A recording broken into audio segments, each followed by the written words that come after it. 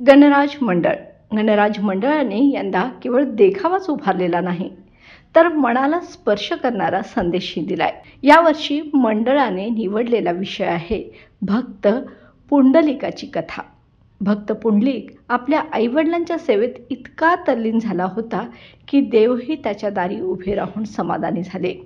ही कथा आपल्याला सांगते की ईश्वर प्राप्तीचा मार्ग मंदिराच्या दारातूनच नव्हे, तर आईवडिलांच्या पायाशीही सापडतो.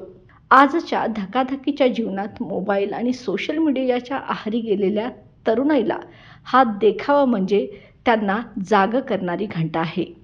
काळ बदलला, साधनं बदलली, पण मूल्य मात्र शाश्वतच राहिली आहेत. भक्त पुंडलिक यांनी जसं आईवडिलांच्या सेवेतून देवाला संतुष्ट केलं, तसेच आजची तरुण पिढीही आपल्या पालकांना आधार, प्रेम आणि सन्मानाचा अमृत सिंचन करो, हीच कलाकारांची आणि समाजाची प्रार्थना आहे.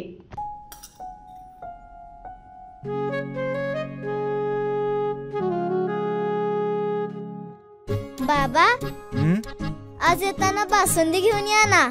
अगं, कालच आपण आईचा वाढदिवस होता म्हणून आणली होती ना.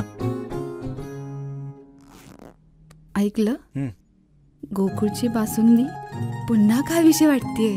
खरं सांगू, मलाही खावीशी वाटतेय.